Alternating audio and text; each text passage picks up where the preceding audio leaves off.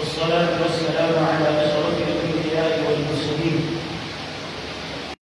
سيدنا ونبينا ومولانا محمد وعلى آله الطيبين الطاهرين وأصحابه الأكرمين أجمعين وعلى من أحبهم وتبعهم بإحسان أجمعين إلى يوم الدين. أما بعد فأعوذ بالله من الشيطان الرجيم. بسم الله الرحمن الرحيم. إن الله وملائكته يصلون على النبي يا أيها الذين آمنوا صلوا عليه وسلموا تسليما. اللهم صل على سيدنا محمد وعلى آله وصحبه أفضل صلواتك وعدد معلوماتك وبارك وسلم. بالله المنتظر ومن السامعين الحاضرين. اللہ تعالیٰ نے ہمارے نبی کریم صلی اللہ علیہ وسلم کو جو معراج کا سفر کرایا، آپ کا یہ سفر مقدس عام اسفار کی طرح نہیں ہے، بلکہ اس سفر کے اندر رہتی دنیا تک کے لیے سبق ہے، عقیدوں کی اصلاح بھی ہے اور عمل کی اصلاح بھی ہے۔ واقعی معراج سے کئی سبق ہم کو ملتے ہیں اور اس کو سمجھنا ہے اور اس کے روشنی میں اپنی زندگی کو بسر کرنا ہے۔ حاضرین محترم، یہ صرف ایک سفر کی بات نہیں کہ مکے سے ملک شام اور ملک شام سے آسمانوں کا سفر، بلکہ اس سفر کے اندر عقیدے کی ایک قوت بھی ہے اور عمل کی اصلاح بھی ہے۔ خود بخود واقعہ معراج کو پڑھ کر سب سے پہلے جو بندے کا عقیدہ توحید مضبوط ہوتا ہے، اللہ کی ذات پر اس کا یقین اور بڑھ جاتا ہے، خدا کی عظمتوں کو وہ سمجھنے لگتا ہے، کیونکہ یہ چیز عام عقلوں میں آنے والی ہے نہیں کہ اتنا بڑا سفر رات کے مختصر سے حصے میں ہو جائے۔ تو سنتے ہی سب سے پہلے اللہ کی ذات پر یقین مضبوط ہوتا ہے کہ یقیناً لے جانے والا خدا ایسی شان والا ہے کہ وہ لمحے بھر میں کائنات کو زیر و زبر کر دے، وہ جو چاہے کر دے۔ اللہ تعالیٰ کی قدرت اس سے آیا ہوتی ہے کہ پروردگار عالم ہر طرح کے عیب سے، ہر طرح کے نقص سے، ہر طرح کی کمی سے اللہ کی ذات پاک ہے، ساری طاقتوں کا وہ مالک ہے، وہ قادر مطلق ہے، وہ جو چاہا کر سکتا ہے، جب چاہا کر سکتا ہے اور جیسے چاہا کر سکتا ہے۔ تو معجزہ معراج یہ عقیدہ توحید کو بھی مضبوط کرتا ہے اور عقیدہ رسالت کو بھی مضبوط کرتا ہے، اور اس کے ساتھ ساتھ عمل کی اصلاح بھی ہے اور معاشرے کی اصلاح کے پہلو بھی اس کے اندر ہے۔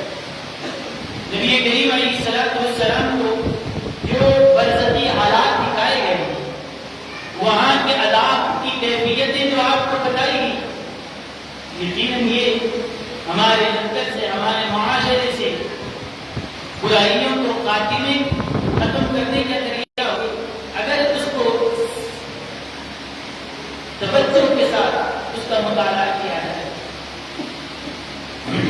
اس کے ساتھ ساتھ معجزہ معراج ایک امتحان بھی، واقعہ معراج ایک امتحان ہے کہ کون اللہ اس کو رسول کو ماننے والا ہے اور کون عقل کے پیچھے چلنے والا ہے۔ اور ہوا کہ سرور کونین علیہ السلام معراج سے تشریف لائے، دوسرے دن جب آپ نے لوگوں کے سامنے فرمایا کہ اللہ تعالیٰ نے مجھے معراج کرائی ہے، تو اب دو حصوں میں لوگ بڑھ گئے، ایک تو انکار کرنے والے الگ ہو گئے، ماننے والے الگ ہو گئے۔ اور یہ بھی بات ہے کہ جو دین کا داعی ہوتا ہے، جو پڑھنے پڑھانے والا ہوتا ہے، اس کے لیے ایک اصول یہ بھی ہے کہ لوگوں کے سامنے اتنی ہی بات کی جائے جتنا کہ ان کے سمجھنے کی صلاحیت ہے۔ ان کی عقل جس چیز کو قبول نہیں کرتی، وہ عقل کے باہر کی چیزیں ان کے سامنے بیان بھی نہ کی جائے۔ جو سمجھنے کی صلاحیت رکھتے ان کے سامنے وہ بات ہو، لیکن وہ لوگ جو اس درجے کی کا فہم نہیں رکھتے، اس درجے کی عقل ان کے پاس نہیں ہے، وہ سمجھ نہیں سکتے، وہ اہل نہیں ہے، اتنا ضبط ان کے پاس نہیں ہے، تو ایسی باتیں ان کے سامنے کرنا بھی نہیں۔ یہ دعوت دینے والے کا، دین کا کام کرنے والے کا اور ہر ٹیچر کی، مدرس کی یہ ذمہ داری ہے کہ جتنا ان کا لیول ہے اسی ان کے لیول کے حساب سے بات کی جائے۔ اس کے اوپر کی اگر بات کی جائے تو وہ چیز اس کی عقل کے باہر ہے، وہ سیدھا انکار کر دے گا، مانے گا نہیں۔ اسی لیے یہ ہمیں فرمایا گیا تکلموا الناس علی قدر عقولہم، لوگوں کے سامنے گفتگو کرو تو اتنی ہی گفتگو کرو جتنا کہ ان کے اندر سمجھنے کی صلاحیت ہے، ان کا عقل کا جو لیول ہے اتنے لیول کی ہی بات ہے، اور باریکیاں اور اسرار اور علوم اور تصوف کے قوانین عوام کے سامنے اگر بیان کیے جائیں تو سمجھ نہیں پائیں گے، خامخواہ انکار کر دیں گے۔ جو چیز ان کی سمجھ کے اندر ہے وہی ان کو بتایا جائے، ان کی سمجھ کے باہر جو چیز ہے وہ نہ بتایا جائے۔ اسی لیے حضرت سیدنا ابو ہریرہ رضی اللہ عنہ صحابی ہیں، وہ فرماتے ہیں کہ میں نے اپنے نبی کریم صلی اللہ علیہ وسلم سے علم کے 2 برتن میں نے حاصل کیے۔ 2 برتن ہیں حضور علیہ السلام کے پاس سے علم کے، ایک برتن وہ تھا، ایک برتن میں جو علم ہے میں نے وہ پھیلا دیا۔ یہ جو حدیثیں تم سن رہے ہو، یہ روایتیں جو تم پڑھ رہے ہو، وہ ایک برتن ہے، میں نے تو اس کو پھیلا دیا، اور ایک برتن علم کا میرے پاس ہے جو میں نے اپنے نبی سے حاصل کیا۔ لیکن وہ عوام کے سامنے اگر بولے جائے، کہے جائیں، اس کو پھیلایا جائے، وہ لوگوں کی عقل میں آنے والی بات نہیں ہے، وہ راز کی باتیں ہیں، لوگ سمجھ نہیں پائیں گے۔ حضرت ابو ہریرہ فرماتے ہیں میرا ایک علم کا برتن تو میں نے کھول دیا، اور دوسرا علم جو میں نے اپنے نبی سے حاصل کیا اس کو اگر کھول دوں، یہ دیکھو یہ گلا میرا کاٹ دیا جائے گا، گلے کٹ جائیں گے اور لوگ سمجھ نہیں پائیں گے، تو ان کی عقل میں وہ بات آتی ہی نہیں، تو ان کی لحاظ کی وہ بات ہے نہیں، اسی لیے میں نے اس کو کھولا بھی نہیں۔ اسی لیے جو اس راز کے سمجھنے والے ہوں، جو اس لیول کے ہوں، ان کے سامنے ویسی بات کی جائے۔ چھوٹے بچوں کے سامنے بڑے لوگوں کی باتیں نہیں کی جاتی، اور اس میں سمجھ میں آنے والی بھی نہیں ہے۔ اگر بڑے لوگوں کی جو باتیں ہیں وہ چھوٹے بچوں کے سامنے کی جائے، اور چھوٹے بچوں کی جو باتیں ہیں وہ بڑوں کے سامنے کی جائے، نہ ان کا فائدہ ہے نہ ان کا فائدہ ہے، نہ یہ اس کو قبول کرے گا نہ وہ اس کو قبول کرے گا۔ اسی لیے جو جس درجے کا ہے اس کے سامنے ویسی ہی بات کی جانی چاہیے۔ اسی لیے اللہ کے رسول صلی اللہ علیہ وسلم کے پاس جب آپ معراج سے واپس آئے، ابو جہل بھی آیا، حضرت ابو بکر بھی آیا۔ ابو جہل بھی انسان تھا، حضرت ابو بکر بھی انسان تھے، لیکن جب آپ نے یہ کہا کہ اللہ نے مجھے معراج کرائی تو، اور کہاں تک کہا، آسمان پر مجھے لے جایا گیا، میں جنت کو دیکھ کر آیا، عرش پر مہمان بنایا گیا، یہ کچھ نہیں فرمایا آپ نے ابو جہل سے۔ یہ کوئی آسمانی سفر کی کوئی بات ابو جہل کے سامنے ذکر نہیں کی۔ ابو جہل کے سامنے اتنا ہی بیان کیا کہ مسجد حرام سے مسجد اقصی، مکے سے ملک شام، یہاں تک اللہ نے مجھے سفر کرایا۔ جانتے ہیں کہ یہ کفر کی وجہ سے کیا کہ اس بات کو تسلیم نہیں کرے گی، یہ اسی کو ناممکن سمجھے گا، آسمانی سفر کی بات کی جائے تو اور زیادہ انکار کرے گا۔ اتنا ہی مان لے تو یہ بڑی بات تھی۔ ابو جہل کیا کہ جب اتنا فرمایا آپ نے کہ مسجد حرام سے مسجد اقصی، ملک شام سے ملک شام تک، مکہ مکرمہ سے ملک شام تک، یہ زمینی سفر آپ نے ذکر کیا، ابو جہل واویلا مچانے لگا، کہا کہ خوشبو سے اچھلنے لگا، یہ اچھا موقع ہے کہ اب یہ نبی کو جھٹلانے کا اچھا موقع ہے، لوگوں میں بڑا پرچار کروں گا اور پروپیگنڈا کروں گا کہ دیکھو یہ کیسی کیسی عجیب و غریب باتیں کر رہے ہیں، اور اعلان کرنے لگا سب کے پاس جا کر کہ دیکھو ملک شام کے ہم بھی جان کر آتے ہیں، یا جانا آنا، اگر ہم اپنی تیز رفتار سواریوں پر بھی جائیں، اونٹوں پر، تو جا کر آنے کے لیے 2 مہینے لگتے ہیں۔ 2 مہینے کا سفر تھا ان کے لیے وہ۔ اور دیکھو یہ کیسی عجیب و غریب باتیں کر رہے ہیں یہ پیغمبر کہ جس کو جانے آنے کے لیے صرف 2 مہینے کی مسافت ہے، 2 مہینے کا وقت درکار ہے، یہ کہتے ہیں کہ رات کے کچھ حصے میں گئے بھی اور آ گئے بھی۔ یہ تو عقل میں آتی نہیں بات۔ 2 مہینے کا سفر رات کے کچھ مختصر سے حصے میں نہیں ہو سکتا۔ اب پرچار کرنے لگا، وہ پیغمبر پھیلانے لگا کہ اب دیکھو نبی کو جھٹلانے کا اچھا موقع آتا ہے۔ لیکن وہ سوچا کہ سب سے پہلے کس کو پھانسا جائے۔ انکار کرنے والے تو پہلے سے ہی انکار کرنے والے، لیکن دیکھا کہ حضور صلی اللہ علیہ وسلم کے ساتھ سب سے زیادہ قریب رہنے والے حضرت ابوبکر صدیق، ہر مشورے میں ساتھ، ہر کام میں ساتھ، آپ اندر رہیں تب بھی ساتھ، باہر جائیں تب بھی ساتھ، سفر میں حضر میں ہر وقت ساتھ ہے۔ اتنا قریبی یہ وزیر کی حیثیت رکھتے ہیں، اتنا قریبی آدمی ہیں۔ اگر حضرت ابوبکر سے آپ سے ہٹا دیا جائے تو اسلام کی آدھی طاقت ختم ہو جائے۔ یہ مشیر خاص ہے، وزیر ہے، اور وزیر کو ہی اگر ہٹا لیا جائے تو پھر ہمارا رستہ مشورہ دینے والے اور اتنا جن پر اعتماد ہے اور مشکل حالت میں اپنا مال پیش کرنے والے یہ اس کی حضرات ہیں، ان کو ہٹا دیں، ان کا ذہن خراب کیا جائے۔ چنانچہ اس فساد کی نیت کے ساتھ حضرت ابوبکر کے پاس آیا اور آ کر کہنے لگا کہ ابوبکر یہ بتاؤ کہ اگر کوئی یہ کہے کہ پہلے ملک شام جا کر آنے کے لیے کتنا وقت لگتا ہے، تیزی کے ساتھ بھی جائیں، 2 مہینے لگتے ہیں، تجارتی قافلے آتے جاتے رہتے ہیں، 2 مہینے کا وقت ہے مسافت۔ تو کہا کہ اگر کوئی یہ 2 مہینے کا سفر رات کے کچھ حصے میں کر کے آئے تو کیا تم مانو گے؟ یہ تو نہیں ہو سکتا، یہ نہیں ہونے والی بات نہیں ہے، آدمی یہ نہیں کر سکتا۔ پکی بات ہے نا، پکی بات ہے، نہیں ہو سکتا۔ ٹھیک ہے، تم نے کہا کہ پکی بات نہیں ہو سکتا، ہاں نہیں ہو سکتا۔ کہنے لگا دیکھو تمہارے نبی کہتے ہیں کہ وہ جا رہا ہے، اب بولو کیا بولتے ہیں؟ اگر آپ کہیں کہ ہو سکتا ہے تو ابو جہل پلٹا کر کے جواب دینے والا، ابھی بولے نا نہیں ہو سکتا، پھر یہ کیوں کہہ رہے ہیں؟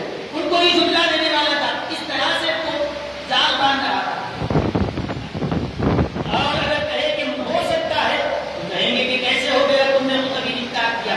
نہیں ہو سکتا ہے اگر کہیں تو اپنا کام تو بن گیا، اور جا کر لوگوں میں کہوں گا کہ دیکھو ابوبکر جو ایمان سب سے پہلے ایمان لانے والے تھے وہ خود نہیں مان رہے تو ہم کیوں مانیں گے؟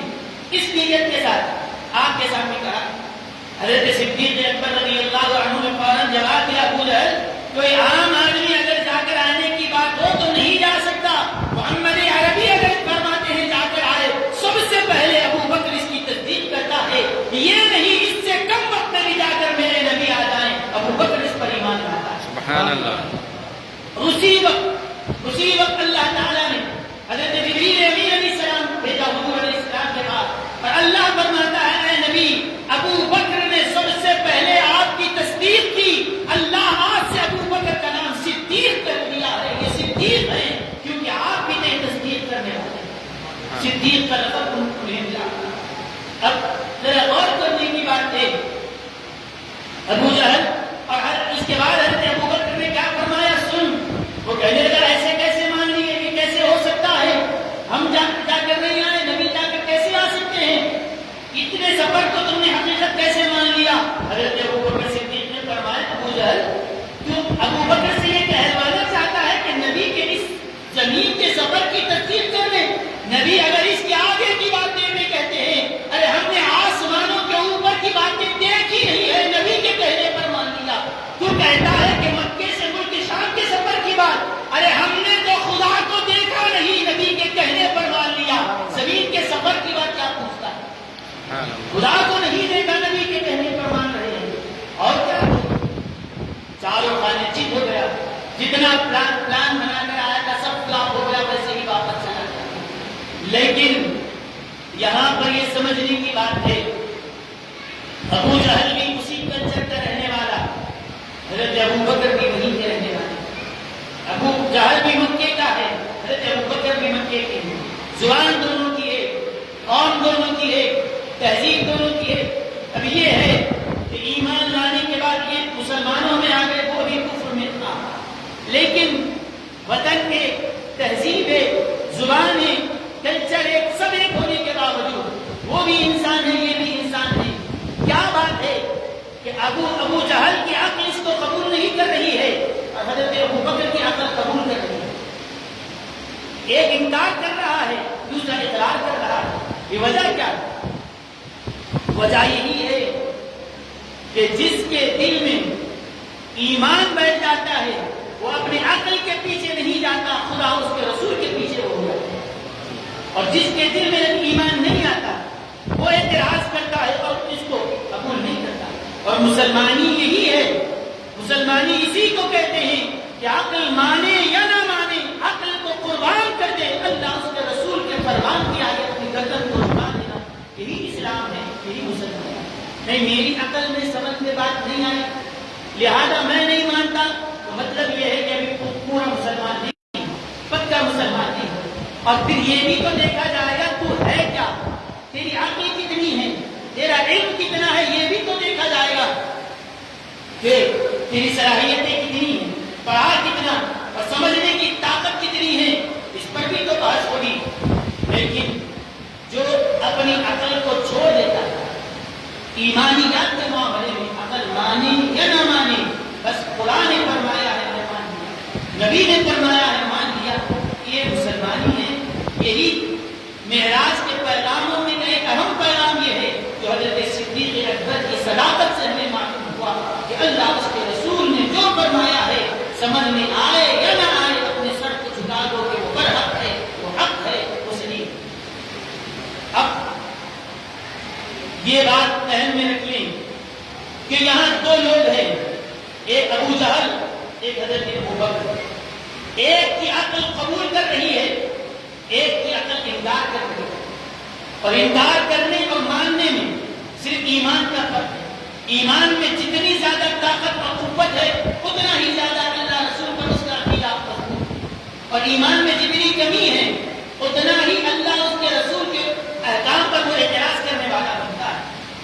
تو یہ اس لیے، اور پھر ایسے لوگوں کی جتنی عقل ہوتی ہے ان کے سامنے گفتگو بھی اتنی ہی کی جاتی ہے. اسی لیے اگر حضور علیہ السلام یہ فرما دیتے کہ عرش پر جا کر آیا، آسمانوں پر جا کر آیا، تو وہ ابو جہل کے ذہن میں تو وہ آنے والی بات کی نہیں. اس کی عقل تو بس زمین کی بات نہیں مان رہا تو آسمان کی بات کیا مان. اسی لیے وہ جتنی عقل اس کی ہے اتنی ہی اس کی بات ہوئی. اور ایسے کچے عقل والوں کی بات کا تحقیق کی دنیا میں کوئی اعتبار نہیں. میں ایک مثال آپ کو دیتا ہوں، اس کے بعد ایک بات عرض کروں گا. ایک چھوٹا سا بچہ ہے، اس بچے نے کہا کہ ہمارے گھر کے پاس ایک کلینک ہے، ڈاکٹر ہے، بہت ماہر ڈاکٹر ہے، بہت اچھا ڈاکٹر ہے، دوا ایسی دیتا ہے کہ کھاتے ہی شفا مل جائے، جو بھی مرض ہے قائل ہو جاتا ہے. بہت قابل ڈاکٹر ہے، دوائیں بھی بڑی اچھی دیتا ہے. اور بچہ یہ کہہ رہا ہے کہ مجھے سرپ بھی پلاتے ہیں، اچھے فلیور والی، کبھی مینگو فلیور ہے، کبھی اسٹرابیری فلیور کی سرپ دیتے ہیں، بہت اچھی دوا دیتا ہے. لیکن وہ ڈاکٹر کے پاس ساری چیزیں اچھی ہے، لیکن ایک چیز اچھی نہیں ہے کہ وہ اپنے پاس ایک انجیکشن رکھا ہوا ہے، وہ چبا دیتا ہے. اور پھر یہ کہتا ہے دوائیں وغیرہ سب اچھی ہیں، لیکن وہ آپریشن کٹ ایک اس کے پاس رکھی ہوئی ہے، وہ اس کے اندر قینچی رکھا ہوا ہے، اس کے اندر ایک چھری بلیڈ رکھی ہوئی ہے. اگر وہ بلیڈ، قینچی اور انجیکشن اس ڈاکٹر کے ہاسپٹل سے نکال دیا جائے تو اس سے بہتر کوئی ڈاکٹر نہیں کہ محبت کے ساتھ علاج ہوگا. بچہ ہے، بول رہا ہے. اب صحیح ہے یا غلط ہے یہ تو بڑوں کی عقل کا فیصلہ الگ ہوگا، بچوں کی عقل کے حساب سے فیصلہ الگ ہوگا. پورے بچے ہی کہیں گے ہاں ہاں بالکل صحیح، ڈاکٹر گولیاں دیے ہماری ویسے ہی علاج کرے، یہ اچھا ہے. نہیں، ڈاکٹر کے ہاسپٹل سے وہ انجیکشن نکال دینا چاہیے، وہ قینچی اور چھریاں نکال دیں تو بس محبت کے ساتھ، پیار کے ساتھ، پریم کے ساتھ یہ علاج ہوگا، یہ نکال دینا چاہیے. اور وہ بچہ اور بچے کی طرح جتنی عقل رکھنے والے سب یہی کہیں گے یا نہیں کہیں گے، ان کے حساب سے یہ برابر ہے. لیکن جو سمجھدار ہے، جو مرض کی حساسیت کو سمجھنے والا ہے اور مرض کی نقصانات ڈاکٹر کے پاس جہاں ہاسپٹل میں گولیوں کا اور دواؤں کا رہنا ضروری ہے، وہیں پر ضرورت پڑنے پر آپریشن کرنے کے لیے چھری اور قینچی کا ہونا بھی ضروری، وہاں پر چبانے کے لیے انجیکشن کا ہونا بھی ضروری۔ کہا کہ یہ کیوں؟ محبت سے علاج ہونا چاہیے نا، یہ کیوں ہے؟ تو کہیں گے کہ تو نے ابھی مرض کو سمجھا نہیں۔ ڈاکٹر اگر میٹھی گولی کھلائے تب بھی ہمدرد ہے، اگر جسم کو کاٹ کر آپریشن کرے تب بھی وہ ہمدرد ہے، وہ چاہنے والا ہے، وہ کاٹ رہا ہے لیکن وہ چاہنے والا ہے، اس لیے کہ اگر وہ نہ کاٹے۔ یہ چھری اس لیے نہیں رکھا، وہ قینچی اس لیے نہیں رکھا کہ انسانوں کو تکلیف پہنچائے، بلکہ وہ اس لیے رکھا کہ کاٹ کر وہ زہریلا مادہ جو تمہارے جسم میں اس کو نکال دیا جائے، وہ فاسد مادوں کا اخراج کیا جائے، اور جو کینسر تمہارے اندر پھیلا ہوا ہے اس کو نکال کر پھینک دیں۔ اگر نہ پھینکیں گے وہ پھیلتا ہوا پورے جسم کو برباد کر دے۔ تو دیکھنے میں تو یہ ڈاکٹر کاٹنے والا نظر آ رہا ہے، چھری لے کر بیٹھا ہوا نظر آ رہا ہے، انجیکشن لیا ہوا ہاسپٹل سے یہ سارے آپریشن کٹس کو نکال دیا جائے تاکہ بس میٹھی میٹھی گولیاں اور سرپ پلاتے رہیں۔ اس کی بات صحیح ہے؟ بولیے۔ اب آئیے، کل سے جو آدمی بکواس کر رہا ہے میڈیا میں وہ ہے شیعہ برادری کا ایک شخص وسیم رضوی، جو یہ سپریم کورٹ میں یہ اپیل دائر کیا ہے کہ قرآن کریم کے اندر 24 ایسی آیتیں ہیں، اس کی سمجھ میں نہیں آ رہی، 24 ایسی آیتیں ہیں اس کو قرآن کے اندر سے نکال دیا جائے۔ جب یہ قرآن کے اندر سے یہ 24 آیتوں کو حذف کر دیا جائے اس کے بعد قرآن میں صرف پیار، محبت اور امن کی بات ہے، لہٰذا ان 24 آیتوں کو قرآن سے نکال دیا جائے۔ سپریم کورٹ میں وہ اپنی اپیل بھی دائر کیا، لیکن یاد ہے کہ ہم اس کو نہیں کہیں گے کہ تم نے کبھی قرآن کو سمجھا ہی کیا ہے، قرآن کو پڑھا ہی کیا ہے۔ میں دعوے کے ساتھ کہہ سکتا ہوں وسیم رضوی کو اگر لائیو ڈیبٹ میں بٹھایا جائے اور جن 24 آیتوں کو تو نکالنے کی بات کر رہا ہے ذرا بغیر دیکھے وہ آیتوں پڑھ کر سنا دے، وہ الٹا لٹک بھی گیا تو وہ 24 آیتیں نہیں پڑھ سکتا۔ جو مطالبہ کر رہا ہے کہ قرآن سے ان آیتوں کو نکالو، کون سی آیتیں ہیں پڑھ کے سنا، نہیں پڑھ سکتا، کیونکہ معلوم ہے وہ کس کے اشاروں پر ناچ رہا ہے، کس کے کہنے پر ناچ رہا ہے۔ صرف نام مسلمان کا رکھنے سے مسلمانیت نہیں ہوتی، مسلمانی یہ ہے جو حضرت ابو بکر نے کیا ہے، اور کفر وہ ہے جو ابو جہل نے کر کے۔ مسلمان نبی اور خدا کے فرمان کے آگے عقل کو نہیں چلاتا، عقل کو جھکا دیتا ہے، مان لیتا ہے۔ کہا جا رہا ہے کہ قرآن کے اندر سے اگر یہ 24 آیتیں نکال دی جائے تو بس پہلی محبت والا اور امن والا یہ کلام رہے گا، اس کے بعد قرآن کی تعلیم عام کریں گے۔ یاد رکھو یہ تو ایسے ہی ہے جیسا وہ بچہ کہہ رہا ہے کہ ڈاکٹر کے پاس سب گول یا سرپ ہونا، ڈاکٹر کے پاس وہ نہیں ہونا، آپریشن کرنے کے سامان نکال دیے جائیں۔ ہاں وہ اس کو دوائیوں کا رکھنا بھی ضروری ہے، اور ضرورت پڑنے پر آپریشن کرنے کے لیے چھری کا ہونا بھی اس کے پاس ضروری ہے۔ ڈاکٹر کے پاس، ہر ایک کے پاس نہیں ہونا، اس کے پاس ہونا ضروری ہے۔ ایسے ہی قرآن کریم میں جہاں نرمی اور محبت کے احکام ہیں، قرآن کریم میں ایسے کبھی آپریشن کے احکام بھی دیے گئے، اور کسی کو نقصان پہنچانے کا نہیں، جیسا ڈاکٹر کا کاٹنا نقصان کے لیے نہیں بلکہ شفا دینے کے لیے ہے۔ اسلام نے بھی اگر کوئی حکم دیا ہے وہ نقصان پہنچانے کا مقصد نہیں ہے، اصلاح اس کا مقصد ہے۔ سمجھے آپ؟ اتنی ہمدردی کی بات ہے تو جاؤ اپنے پرائم منسٹر سے کہو کہ بارڈر پر ٹھہرنے والوں کے ہاتھوں سے بندوق چھین لے اور سبوں کے فوجیوں کے ہاتھوں میں پھولوں کا گلدستہ دے، تاکہ محبت کے ساتھ بارڈر پہ ایک دوسرے کے ساتھ ملتے رہیں۔ کیوں ہے فوجیوں کے ہاتھوں میں بندوق؟ وطن کی حفاظت کے لیے، دشمنوں سے اپنے آپ کو بچانے کے لیے یہ اختیار کیا جاتا ہے۔ جب وہاں پر آپ کو پریم نظر نہیں آ رہا، محبت نظر نہیں آ رہی، یہاں پر کیوں دخل اندازی کریں؟ یاد رکھیں قرآن اللہ کا مقدس کلام ہے، یہ کسی انسان کے بنایا ہوا اتارا ہوا نہیں، یہ رب کا نازل کردہ کلام ہے۔ اور یہ ایک وسیم رضوی نہیں، ہزاروں وسیم رضوی بھی مل جائیں اور سپریم کورٹ کے ایسے ہزاروں فیصلے آ جائیں، چھپے ہوئے قرآن سے تم ایک 24 آیتیں نکالنے میں کامیاب بھی ہو جاؤ تو یاد رکھو جو مسلمانوں کے سینے میں قرآن محفوظ ہے، جو حافظوں کے دلوں میں قرآن محفوظ ہے، اس سے ایک آیت بھی ایسے کروڑوں وسیم رضوی مل کر بھی نہیں نکال سکتا، نہیں نکالا جا سکتا۔ قرآن زندہ ہے، تابندہ ہے، اب بھی ہے، قیامت تک باقی رہے گا۔ ایسے کہیں آتے ہیں جاتے ہیں، ان کی کوئی اہمیت حکومت ہند سے مطالبہ کرتے ہیں کہ ایسے شریروں کی زبانوں پر لگام کسیں. یہ کیا مسئلہ ہے کہ ایک شوق بنا کر رکھ لیا, کبھی پیغمبر کی شان میں بے ادبی, کبھی قرآن پر اعتراض, کبھی اسلام کے کسی حکم پر اعتراض. یاد رکھیں برداشت کی بھی ایک حد ہوتی ہے. یہ ہمارا دین ہے, ہم کسی کے دین میں دخل اندازی نہیں کرتے.